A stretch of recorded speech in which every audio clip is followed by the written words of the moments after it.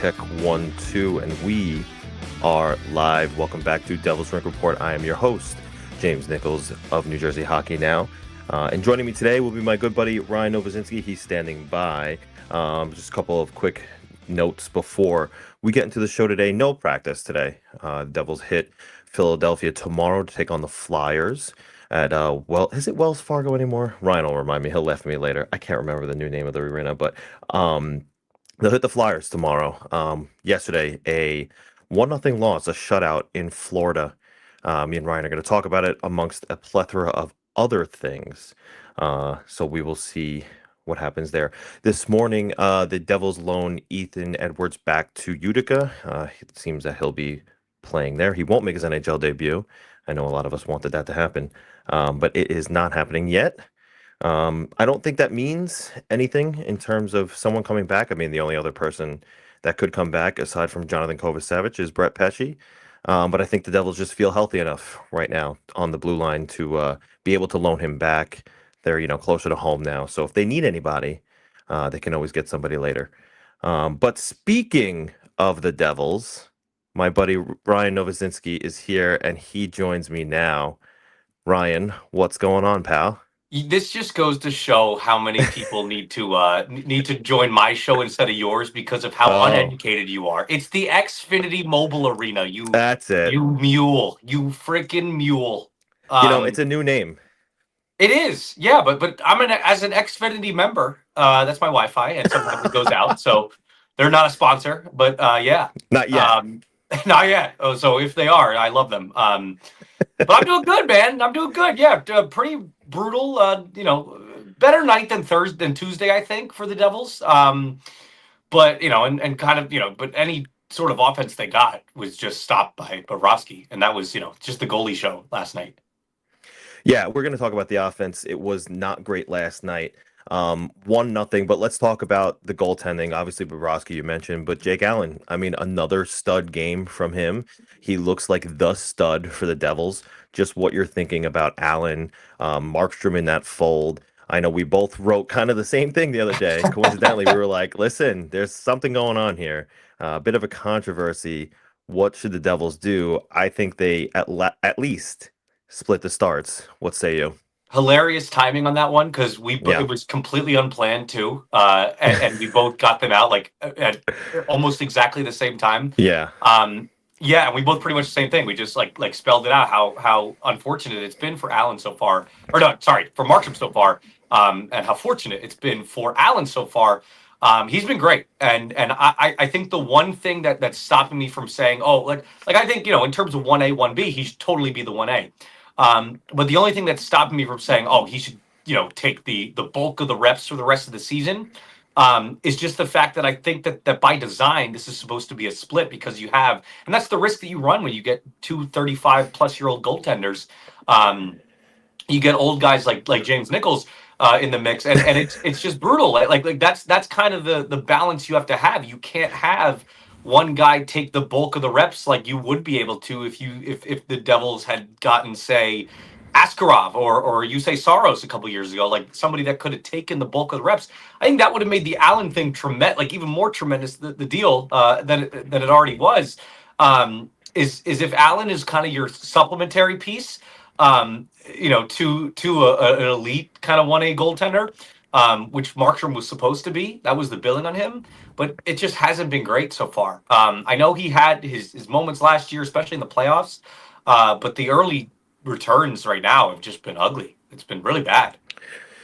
Yeah, and it's funny. Some people had said to me, "Oh, there is no controversy, right? Just start Allen. That's your answer." And look, I get that. That's the easy thing to say, but when you think about it in terms of what each goaltender is being paid, I mean, look, $6 million for Jacob Markstrom is vastly different than 1.8 for Jake Allen. And I understand he's being paid over a longer span of time, but they paid him $6 million for the next 2 seasons after this one to be the starter, not to be the backup.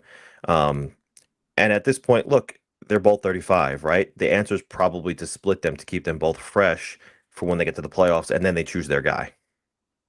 Yes, that's what I would assume as well. And this now becomes a fascinating conversation, though. It's like Is there going to be a moment where they try to platoon them in the playoffs though? Like, I know that we're Hmm. kind of getting ahead of ourselves too. Like this is conversations that we can start having in April or whatever. Yeah. But it's one of those things that you kind of keep in the back of your mind because it has serious implications on the now too, because it's like, you want one of these goaltenders to kind of ride the momentum of the season, of a hot season, into the playoffs. And I'm sorry, like the more that you play Markstrom, like I feel like even going back to the 8-game winning streak, the moment you knew Markstrom was going in, that was the moment you knew that streak was over. And I hate to say it like that because I think Yeah. that at his peak he could be such a really sharp goaltender, and he has what it takes. But my God, like right now, it's just been terrible. Like even the stats that he has been good at in the past, he's not good at. Yeah, I spoke with Jeff about this last week, and he was bang on with like this is kind of Oh, Markstrom's Jeff, MO. Jeff, you spoke with Jeff. Yes, Jeff. He's our friend Jeff. For those listening, Jeff Marek. If you didn't listen to that episode, please go back to last week and listen. But I spoke with Jeff Marek last week about this situation. He said, "Look, this is kind of his MO. He has a really good year, or he has a down year, or he starts slow. Like all of these things are factors. But when he's really good and he's on, he's like a Vezina caliber. So." You want to maybe see him get some more reps under his belt, and maybe he'll get going and be that guy once they get to the playoffs. We'll see how it goes. I personally think they should just start splitting games, alternating every other. Doesn't matter who the opponent is, just let them get their reps. So we'll see what Sheldon Keefe and co decide. But want to get to the offense. Last night, obviously, look, the Panthers are hurt, but they're not hurt on the blue line, and they're not hurt in goal, right? And they're a really good defensive team. They have really great goaltending, obviously. Sergei Bobrovsky is going to be first ballot Hall of Famer. Um, but look, this Devils team is a team that when you get shut out in a 1-0 game like that, look, it's going to happen sometimes, but I crunched the numbers today. The Devils have had some sort of offensive woes going on even since before Jack Hughes was hurt. They're on the negative side of the goal differential, or sorry, the scoring differential. Um, they're winning in spite of that. Just your thoughts on the offense here. Obviously, now missing Jack Hughes, and it's going to get worse without him. My thoughts are that I have better numbers than you. My numbers are, and get ready for this. Okay, here's some crazy ones. All right, we'll go like we'll there's a range of sample sizes here, but I'm going to give a shout out to our man Andrew Tomoni, who pointed these out because this adds to the ones that I already pointed out, which was Nico Hischier, 2 goals in 16 games. Jesper Yeah, Bratt, 3 in 15. Andre Palat, 1 in 20. Not that you're going to get yeah, much out of him, but like, come on. Uh, let's see. The other one that I had was Timo. Timo's has been awful. yeah, 2 goals in 16.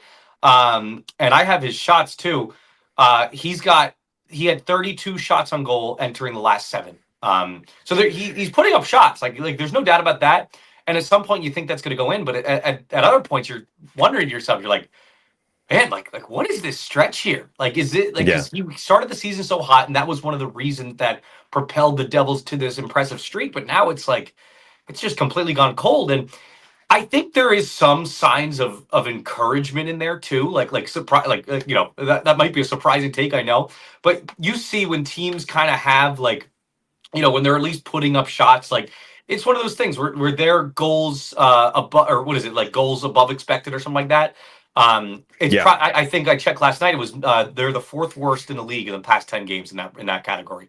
So that just shows bad puck luck, right? right. Um, Maybe that will start to turn.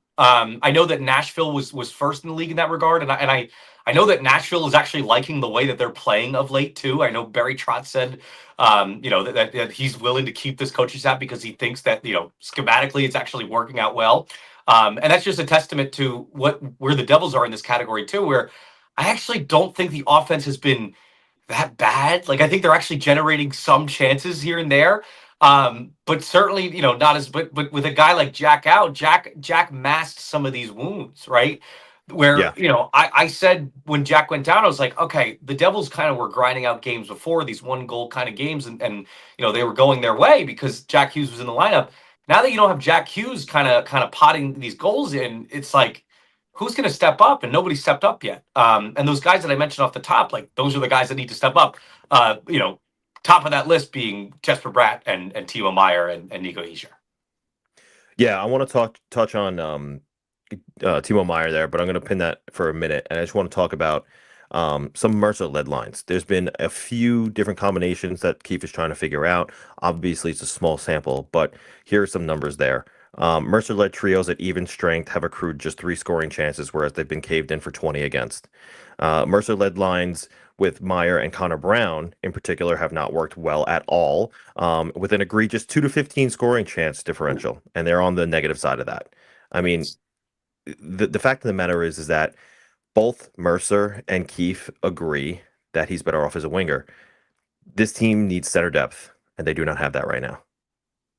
Yes, that is the biggest. That is their biggest need right now. I think I am 100% on board with the with everybody with them going and getting a third center. I was up 100% on the board with that this summer too. They got to make it happen. I actually think that Cody Glass has been who's injured right now, obviously. But I think when he's played this year, he's been excellent. I agree. The skinny on him going into the season was that he was just this really sharp defensive forward, and we're seeing this year like an offensive game from him. So I think the Devils entered the season, from what I understand, they entered the season knowing that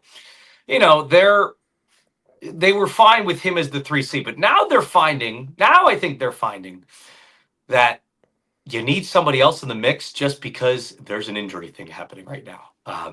Whether that's the mummies, I'm sure we'll get into that or something like that later, or it's just we could chalk it up to the schedule crunch. I'm sure it's actually the latter. But they didn't factor in that depth piece of it, like that you would need that kind of up the middle. Dawson Mercer, I think he should be permanently stamped to the wing. He just can't get it done. Those numbers you reference are terrible. And I'll give you one too from last night. At one point last night, that Mercer, he was centering Timo and Connor Brown, and they obviously got broken up at the end. At one point, it probably got worse, but it was four shot attempts for them, 14 shot attempts against. Really bad. Really, really bad. Yeah, that's not great. That's not great at all. And Ryan O'Reilly. Go ahead. Ryan O'Reilly. Yeah. I was going to get to that in a bit. I know that you're a Ryan O'Reilly guy. If that's the ad, you think that's enough? Are they the Stanley Cup? I mean, listen, I don't know about you. I've been hearing, hey, Devils are a Stanley Cup contender. And look, it's 20 games into the season, right? We're like a quarter of the way there, right? A little more. Good record. I mean, there's so much parity, right? The Metro's so close, but people are starting to use that terminology, Stanley Cup contender. Is Ryan O'Reilly as an ad enough to keep them as that status? When everyone's back, yes. I think so. Because I just like the way that Gritsuk's game has evolved. If you can go get one of those luxury items too, though, if you can get a Quinn, which having Quinn, I have to give a reference, or I have to give a shout out to our boy CJ Totoro, who had a great tweet the other day where he just said, he quote tweeted some report coming out of Vancouver about like Quinn and stuff like that, and he just quote tweeted and said, "This without exaggeration would fix everything." And I agree. Like having Quinn, forget defensive lapses, forget whatever. Yeah. If you have 3 Hughes in the lineup, like you're not gonna have to worry about it because you're always gonna have the puck, right? Correct. Every single time you're always gonna have the puck. And you won't even care about the giveaways at that point. Just because it's gonna be so sharp offensively. So go get one of those luxury items if you can. Whether that's Quinn or a top 6 scoring wing, but also, in kind of we always talk about like, oh, we have McDonald's at home. We have a top 6 scoring wing at home in Arseniy Gritsuk right now. You know what I mean? Yeah. I don't know, like if that's gonna be the solution there. I know the Devils have been bullish since the preseason about Gritsuk and what they want. From what I understood, like they wanted him to move into the top 6 super quick, and all it took was a couple injuries, and it finally happened just weeks into the season. So I knew that was going to happen, and then evidently it did. And he's been awesome. Like I feel like the scoring touch, like it's going to go at some point.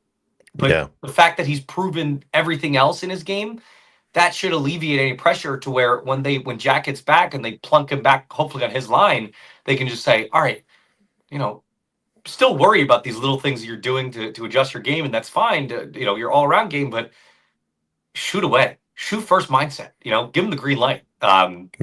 So they kind of have some insurance there if they don't want to go get that top 6 scoring wing, but I do think they should try to get that.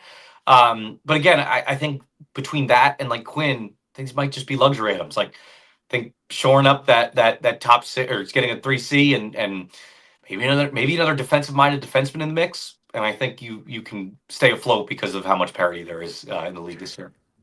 Yeah, that's a good point. And before we move on, I just want to say, if you got questions for myself, you got questions for Ryan, drop those in the chat. Let's get the chat going, just so that we can get some questions answered here. If you have anything you want to say, a reminder that we're doing that giveaway later. So if you want to be a part of that, make sure you're Am I subscribed to eligible the for the channel as giveaway? well. You are eligible for the giveaway. Go ahead and just comment on that video, and we'll get you in there. We'll get you Let's go. hopefully we'll get you a win here. And there's no cheating here, we promise. But you mentioned before Timo Meyer. I'm a big Timo Meyer guy, Yeah. and you and I see him, at practice, and we see what he can do. To me, he can control a game with the skill set he has, but for some reason, he'll score a bunch of goals and then he'll go missing for a long stretch of time. I mean, what is it with him that you think makes this happen, that he goes missing for these long stretches, and how do they get the most out of him? Because it's puzzling to me. We see the skill there. We've talked to the coaches about it, and they love what he brings, but I can't understand what it is that makes him go missing for such a long stretch of time. This has been the biggest mystery to me since they acquired him. I know that you and I have kind of just done some digging on this, and we found out that, like, just in San Jose, there were pockets where he would kind of be a streaky player, right? But in San Jose, he was also putting up like what like 40 goals a season at some point, so Yeah. he was putting up better numbers there. So where you see some of these hot stretches in March, and I will agree that there are times where he is like unconscious in March, to like or head turning in March, to use a better term. Um, that's how his game is sometimes. And we've seen that with the Devils, sure, but in San Jose it must have been hotter. Like these hot stretches he goes through must have been way hotter, because he ended up finishing the season with more production. I think you see the advanced production there with Timo, and I think you see, eye test wise, you see a guy that's at times tough to play against. But I also think the other end of that eye test spectrum is, you see a guy that sometimes is just skating slow out there. A guy that I harped on this on my stream last night.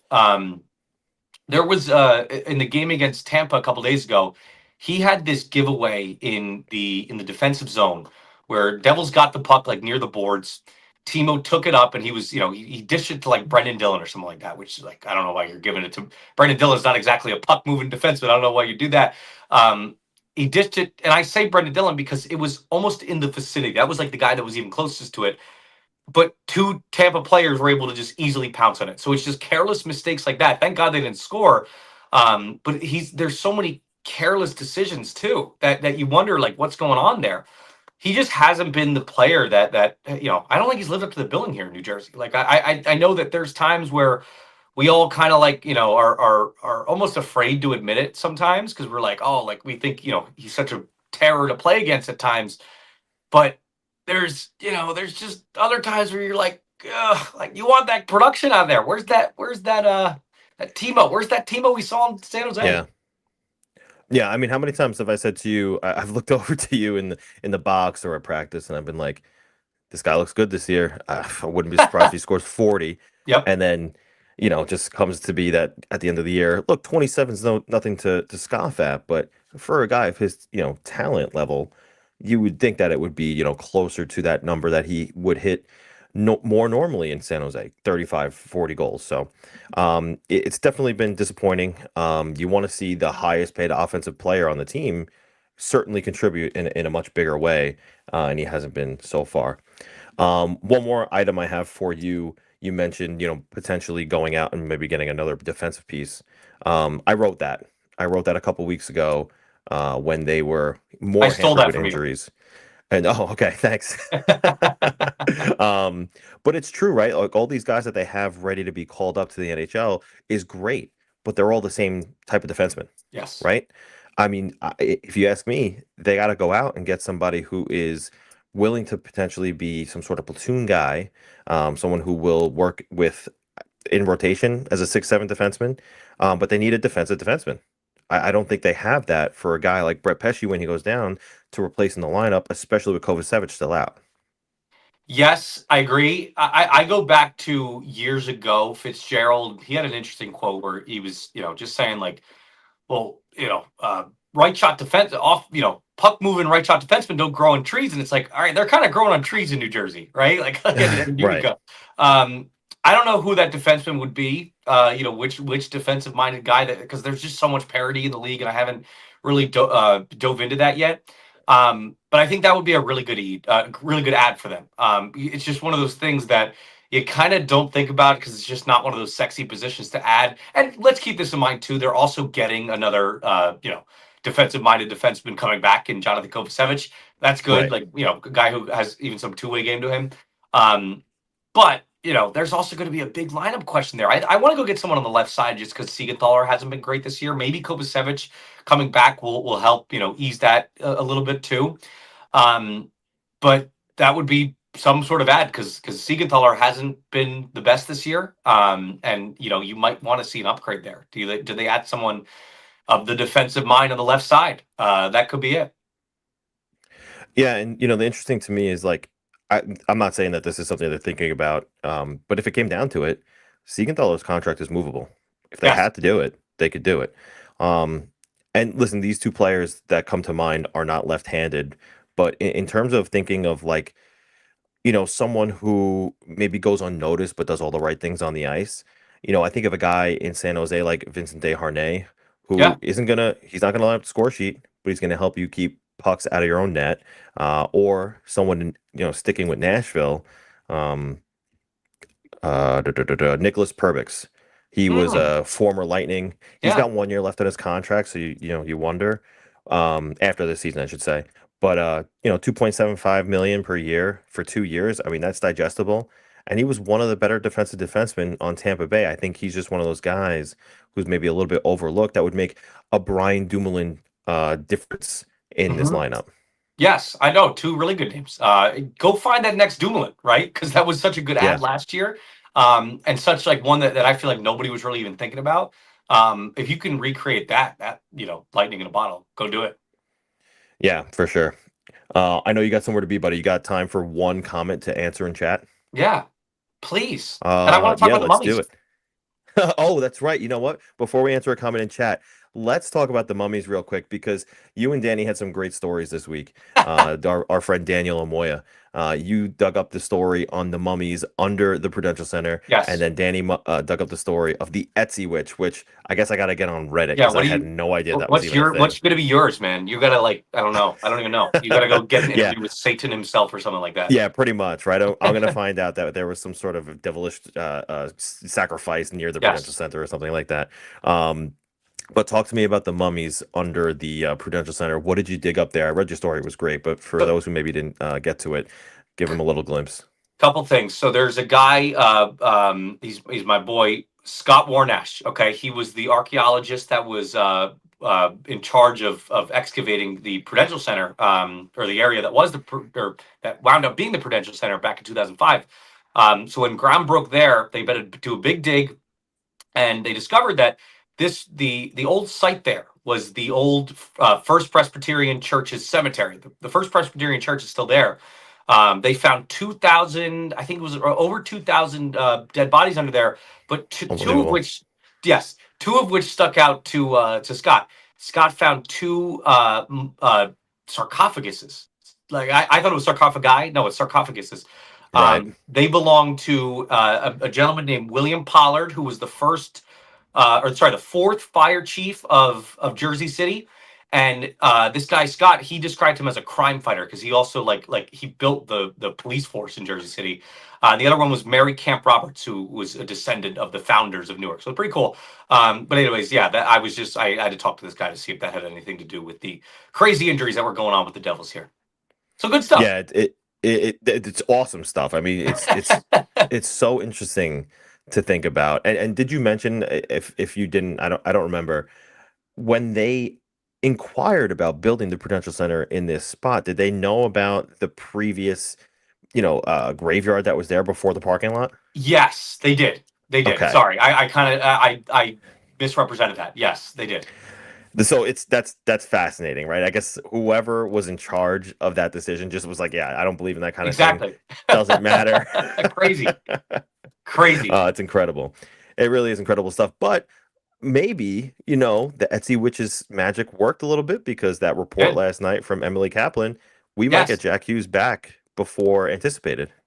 Yeah, no, that was also that was good. I feel like people kind of misrepresented that as well because it was like at first, people are like, oh, like that was what we already knew that. They said, 6 to 8 weeks. No, no, no. The No, verbiage Devils used was that he'll be reevaluated in 6 weeks. That right, doesn't mean, and yes, that you could interpret that as meaning that, but no, Emily's saying that best case scenario, Jack could be back on the ice in 6 weeks and playing by Christmas. right. Like reevaluated, you look at that and you're like, okay, let's reevaluate this timeline. Maybe it'll be another week. Maybe it'll be, even longer.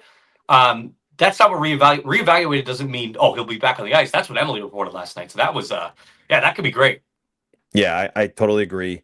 And I saw the same thing. It's much different to say we're going to take a look at Jack, see how his hand is in 6 weeks, and see if he's ready to go. They'll check it out and say, "Oh, not ready to go," another week or so. Yes. Versus, nope, they're going to reevaluate him potentially what 4 or 5 weeks. Yeah. Exactly. So it's much different timeline than what they were originally anticipating. So it's good news. All right, let's get one comment up here while you're with us, and then we'll let you go. I know you got a busy night ahead of you.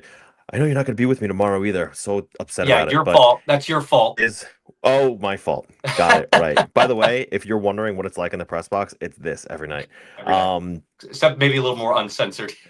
Yeah. Certainly a little more uncensored.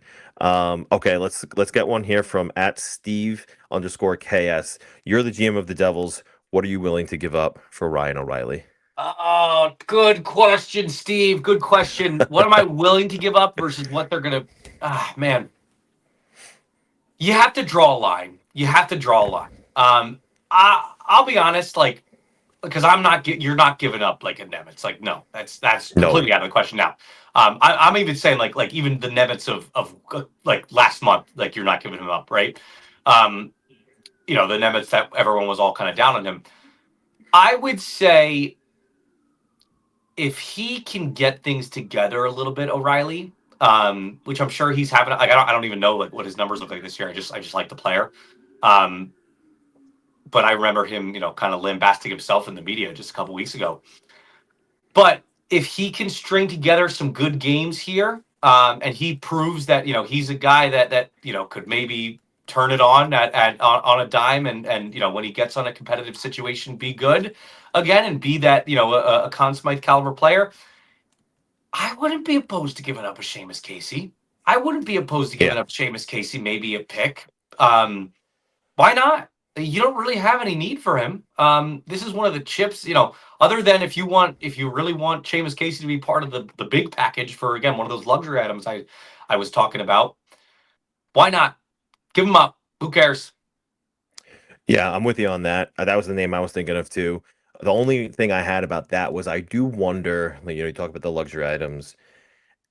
There were comments today from, I believe, Rick Dewally about the Quinn Hughes situation, and the situation there for them is if they don't get a commitment from him this year, they'd rather trade him this year.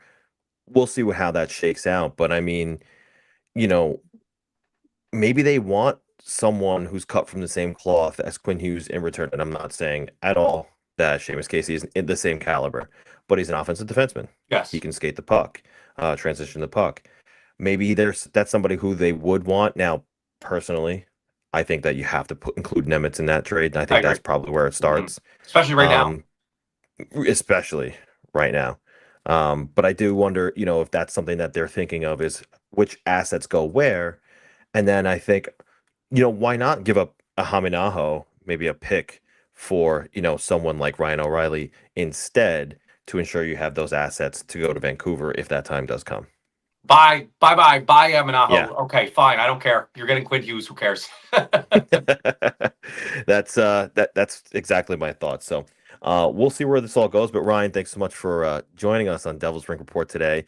This is your host of Speaking of the Devils. Every night after a Devils game, he goes live. He chats with you guys. He comes on here. I think we're going to do this semi often, right? Yeah, We're gonna have you on. 100%.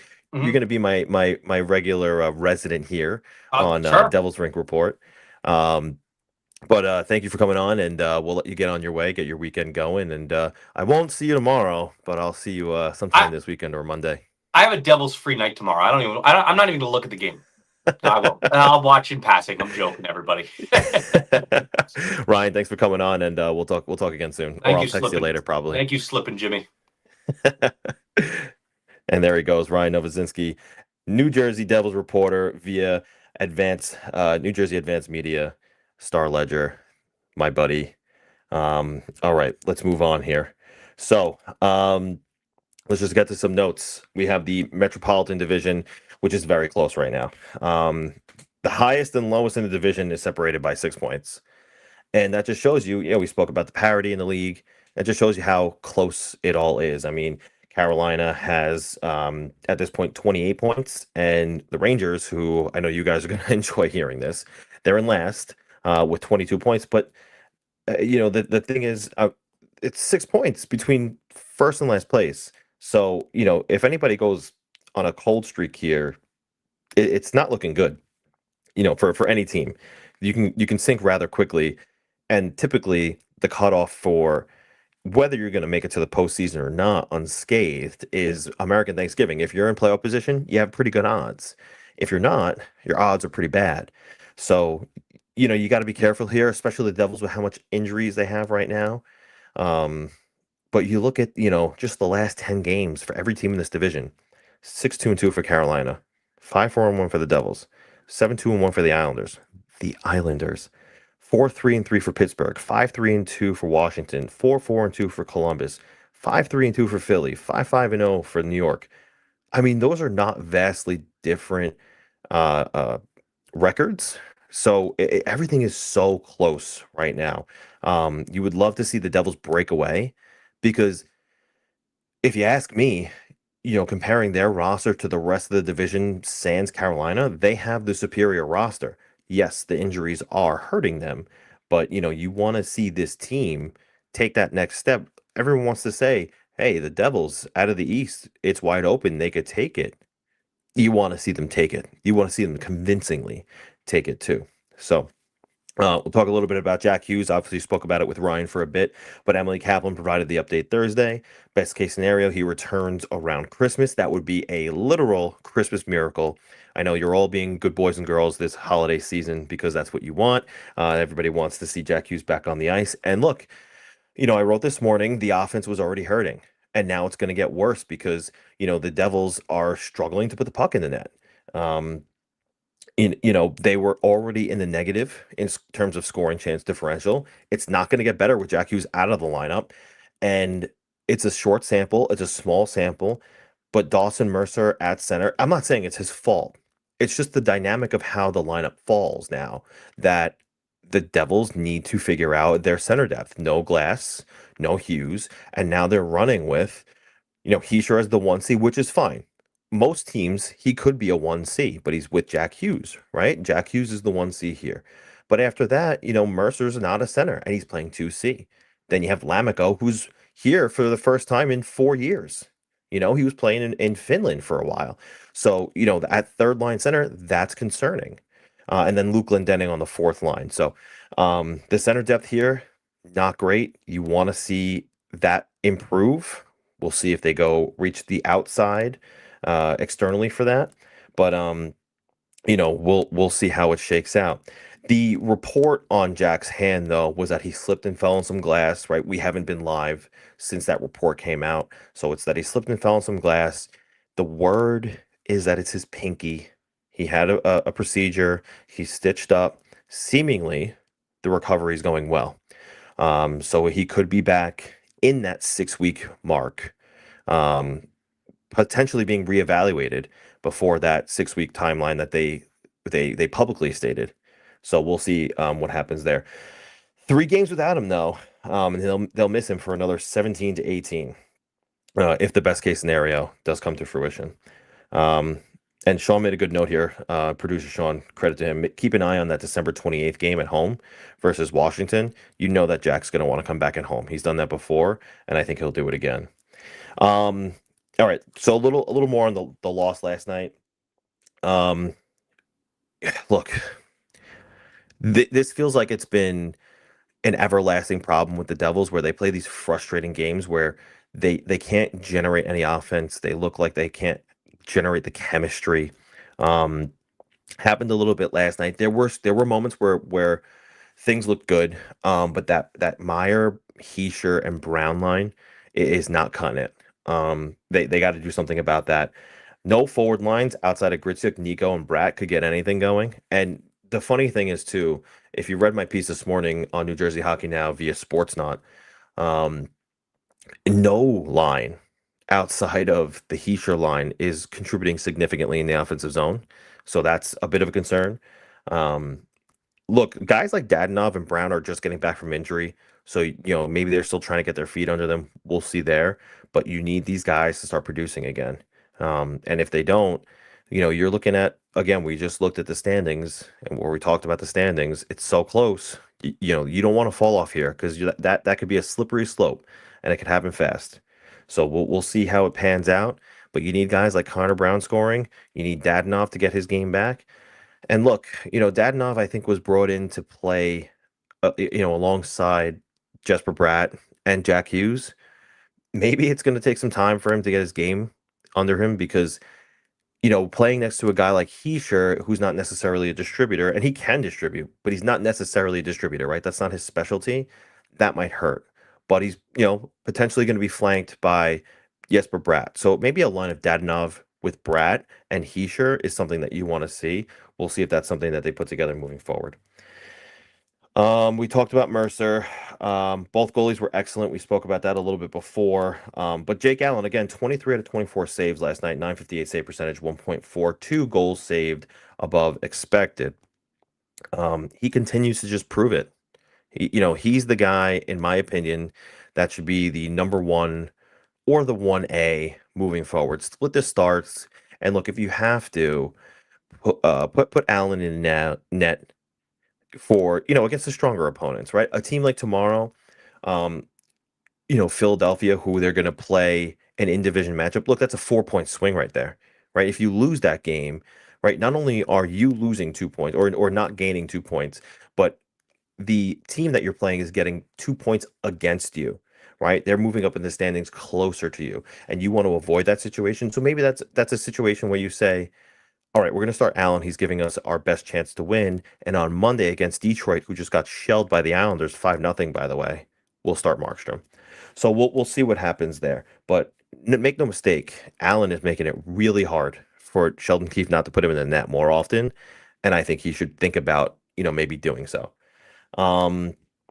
We spoke about, Brown and Dadonov coming back. Dougie Hamilton is something that we haven't talked about yet. He had 4 shots in like the first 10 minutes last night, and he wanted to get on the board. But that wind got sucked out of his sails a little bit, and he fell off. So ultimately didn't score, but it was encouraging to see that fast start. I don't know what was nagging him. I plan on asking Sheldon when they talk tomorrow. To see if maybe it's something that's going to linger a little bit. Is he 100%? Did they get him back at 80% but felt comfortable? We'll see. But getting Hamilton back and him putting up those shots quickly was a bit encouraging. Brendan Dillon rejoined the team as well. He hasn't missed any time. Plan on trying to figure out what's going on with him. Brown missed 7 games. He's now the second line right wing, and look, he's a luxury to have on the third line. He is like a middle 6 guy. Is he a top 6 guy? No, but having him on the third line is huge. So when everyone's fully healthy, you want to see him get back on that third line again. All right, LaChance and Legare, they both had a cup of coffee. LaChance is still with the team right now, so he hasn't gotten back in. Legare, I believe, is still, I can't remember. Honestly, he might still be around.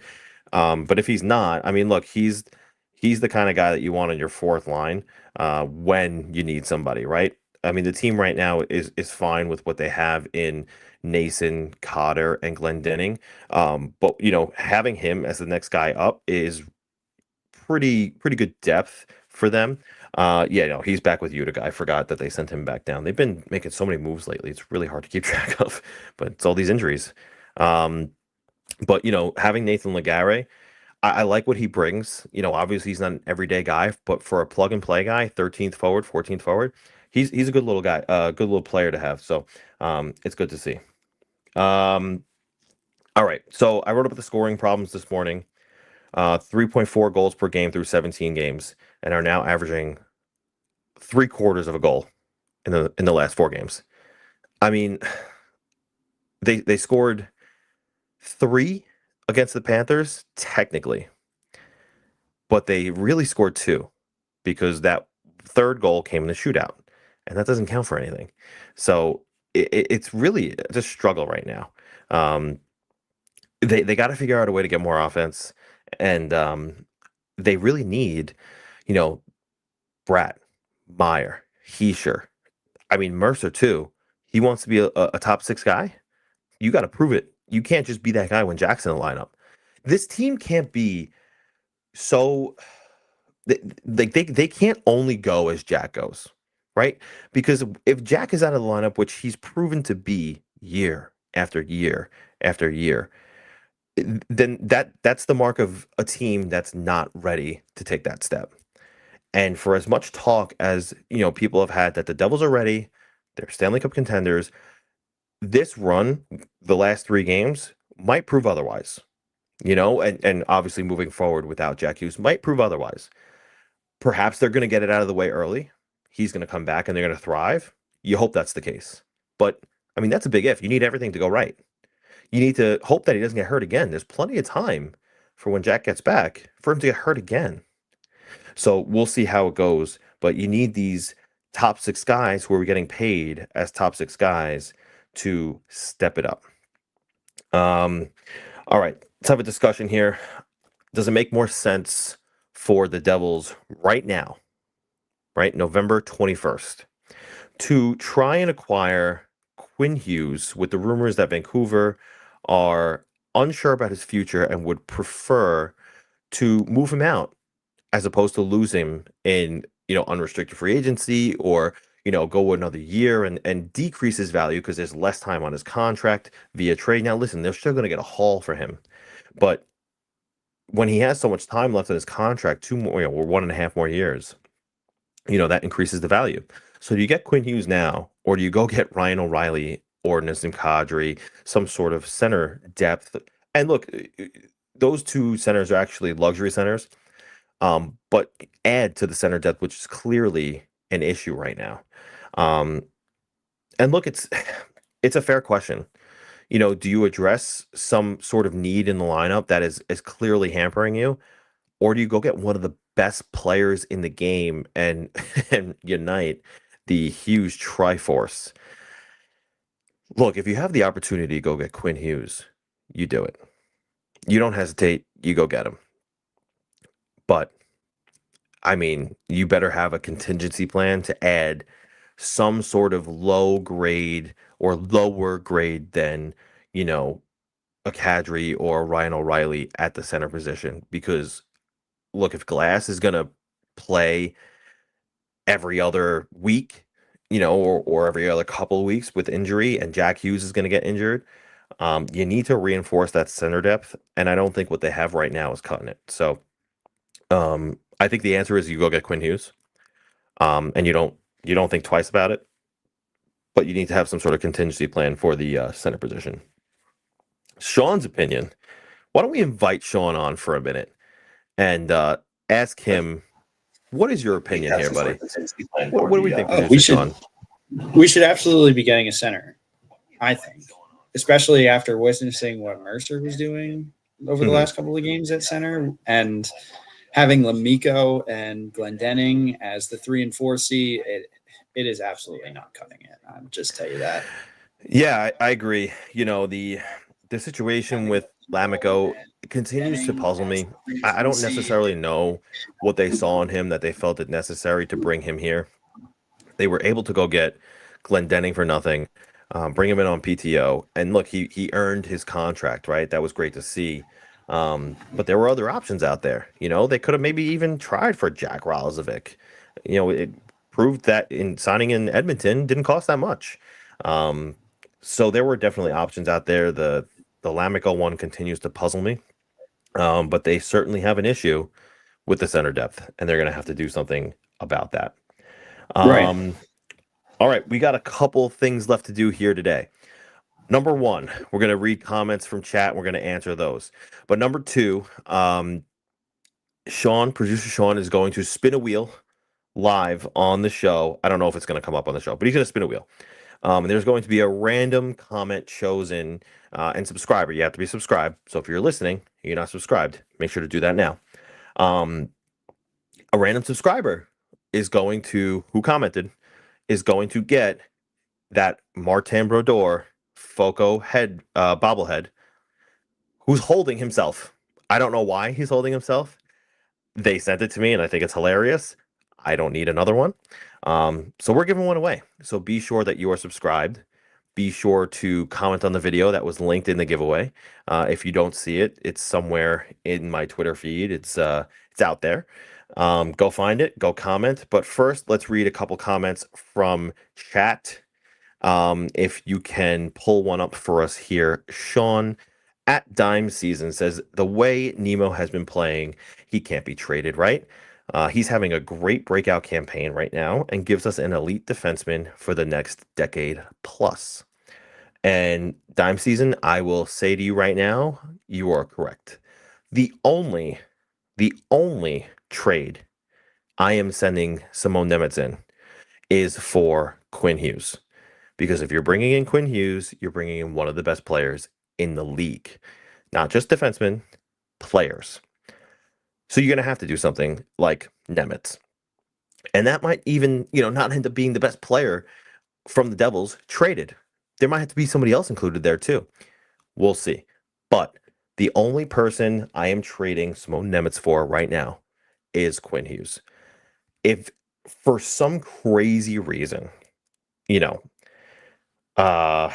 out there? Philip Forsberg became available. Word is that Nashville doesn't want to give up on their season, doesn't want to give up on Philip Forsberg.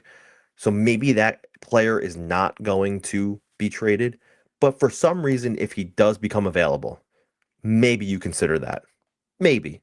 But you're talking about stark differences in the type of player between Quinn Hughes, one of the best, versus Philip Forsberg, who is an elite winger, but, not the cream of the crop. So that's the only person I am trading Simone Nemec for is Quinn Hughes. Thank you for the question, Dime Season. Sean, let's bring up another one. Okay, at Chizich, is that how you say it? If I butchered it, I apologize. At Chizich88 says, which guys on this year's team do you think most likely are not on the team to start next year? Seems like an easy way to frame the discussion around adding/removing guys. This is a good question. Obviously, you start with some of the guys on expiring contracts like Dadonov. I think he's a guy who's here for this year, but with the emergence of Gritsuk, I don't think you have to bring him back next year. So that's one I look at and I say, I wonder if he's going to be here next year. I don't think he has to be. I think he'll end up going elsewhere. I don't think Lamico will be here. I don't think Luke Glendening will be here. Paul Cotter is an interesting one to me. He's been so hot and cold. Obviously, when he's going really well, you love what he brings. But when he's not going well, he's kind of on a milk carton.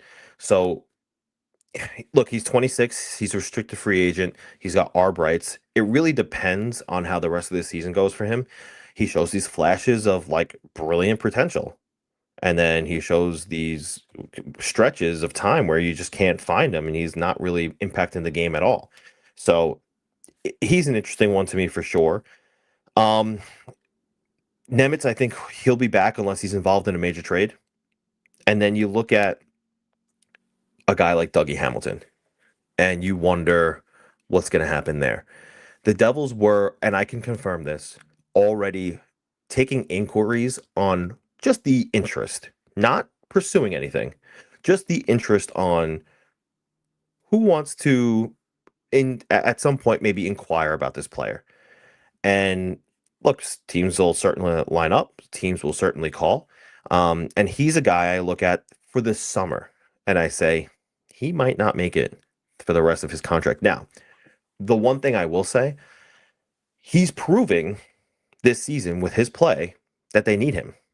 So if they don't have him, it's going to have to be because Quinn Hughes is here. Otherwise, they're far worse without him. It's just the truth. The power play, he's been good defensively this year. So if they're moving him, it's to either one, bring in Quinn Hughes, or two, something of equal value at forward. So we'll see. Thank you for the question, Chizich. Sean, let's bring up another one. At r.roma3 says, Devils have 4 legit centers between New Jersey and Utica. Jack, Nico, Glass, and Glendening. And 2 of them are injury prone, and Fitz did nothing to get center over the summer, and he failed. It's okay. In short, yes, I agree with you. He needed to do a little bit more at the center position. It was puzzling to see him not qualify Cody Glass at first. And then I think a lot of teams around the league were taking interest, and he realized, maybe I'm going to have to do that because I don't know if I'm going to be able to find somebody else out there. I wonder if that's kind of why he went out to Finland and brought Lamico in, because of how little crop there was of centers in the summer. But, there's got to be another avenue. There's got to be another way to, find somebody who can fill that role.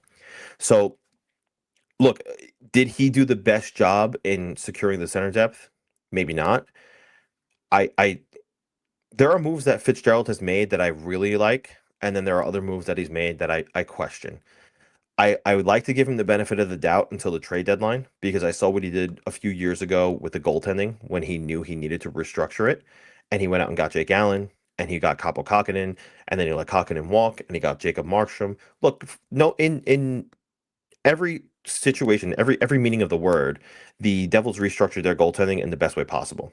And so for that, something like that, I think is great. I think he made a very smart decision there, getting Allen early and then doing what he had to do to get Markstrom. That was all good. Something like Lamico makes me scratch my head. Why is he here? I know I've said that a few times this episode, but I really don't know. It's one of those things that I look at him and I said, he's fine. He can skate a little bit. He's like average. He's not going to score. He's a body. I don't know that they needed him. So, center depth is an issue, and they're going to have to address it. All right, one more, Sean. Let's get one more comment here, and then we're going to move on to the giveaway. At J Snow, Ravels. Somebody will have to tell me if I butchered that, and I apologize if I did. If the Devils don't make playoffs or get bounced in the first round again, I think you really have to consider breaking up this core. Well, now that's something I hadn't thought of. By the core, I'm going to assume you mean Jack Hughes, who's not going anywhere. Jesper Bratt, Nico Hischier, who I don't think is going to go anywhere either. Timo Meier, Luke Hughes, Dougie Hamilton. And then I think that's the core. If I'm missing anybody, somebody tell me. How many of those guys are you realistically going to give up on? I mean, I don't think Jesper Bratt is going anywhere. He's 27, homegrown. He's a 90-point player. Jack Hughes is like his best friend. I don't think he's going anywhere. Maybe you consider a Timo Meier. Maybe you consider finding options for him, because if he continues to trend this way, it's not working out. $8.8 million, the highest paid player on the team. That is not cutting it. Where he's averaging 25 to 28 goals a year. You want to see him touch 30 at least. So that's something you have to consider. Dougie Hamilton's part of the core. I think they're already considering that, not right now, but for the summer. That's something you want to look at. Look, the Hughes brothers aren't going anywhere. I would be surprised to see Nico Hischier go anywhere. But look, if you got to do something like to really shake up the culture, to maybe bring in some more physicality, be more like Florida, yeah, you might consider, some other moves. I'd be surprised, and I don't think that they're going to, um, move guys like Brat. You know, that's not going to happen, in my opinion. But I wouldn't be surprised to see a Dougie Hamilton move. I wouldn't be surprised if things continue this way to see a Timo Meyer moved. Um, Dawson Mercer, even. I think that that's perfectly fine, a part of the conversation, right? He started well. He's kind of tailed off a little bit. So if he doesn't, prove he could be a top 6 guy, then yeah, maybe you do have to move on from him, because he's going into his 3rd year of his contract after this season at $4 million. He's going to want to raise. And he has to prove that there's a reason to continue to keep him here.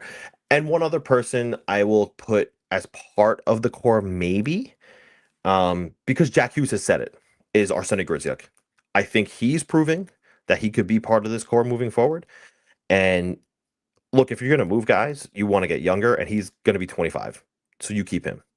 Unless he's part of a deal that brings in somebody that's crazy young and in the NHL. I don't think anybody's selling the Connor Bedards or Macklin Celebrinis of the world out there. So I think that is that. All right, Sean. So we have a winner for the giveaway, and we are going to have you DM us at the New Jersey Hockey Now Twitter. Sean, do you want to hop on and tell us who our winner for the Martin Brodeur bobblehead giveaway is? So we actually don't have a winner. I'm going to release the names. Oh, we don't have a winner. Here. Oh, I read your private chat to me incorrectly. I apologize. I set up a wheel. We're doing winner. this the fair way. Okay, so we're getting a winner. I apologize. Yep. Okay. So Sean is spinning a wheel. Oh, here we go. These are all the updated names of everybody who commented on that video. Thank you so much for the support and the comments to our channel. And without further ado, we will get into the spinning. Ready. Here we go. This is exciting. I don't think you don't see this on Speaking of the Devils, do you? Heck no. And that is a blank space. Get out of here. What are the odds that we hit a blank space? I guess there's a space at the end of. Oh my goodness. Let's do it again. Can we spin it again? Congratulations to blank name. Yes, we could spin it again. That is hilarious. That was a practice. One more spin.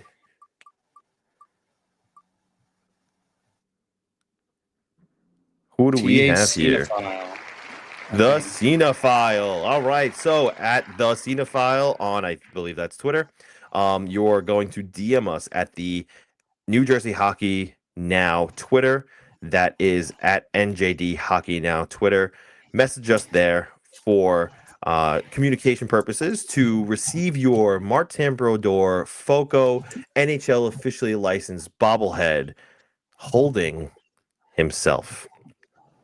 And that's going to be a wrap on today's Devils Rink Report. Thank you so much for joining us. Thank you so much for coming to listen to Ryan spatter his BS on the Devils like he does after every game. We love having him. And listen, we're going to do that a lot more often. Like, I said to him, I was like, how Jeff has his Greg and they have their Marek versus Wyshynski. I think we're just going to do Nichols and Novo, and that's going to be the segment every month. I think we'll do. So he'll be back for sure. We're going to have more amazing guests on the way. We have another great one scheduled for next week. We're really excited to announce that one. But thank you so much for joining Devils Rink Report today. Thank you for contributing to the chat. Thank you for being a subscriber. And if you're not a subscriber, please smash that subscribe button below. I don't know if I'm pointing to it, but if I am, smash it like I'm smashing the camera, because we want to continue to bring you great content. And the more you subscribe and support us, the more we can give back to you guys. And look, we love doing this, but we also love doing this for you because we know you guys crave this content. So thank you so much for joining us today, and we'll see you again next week.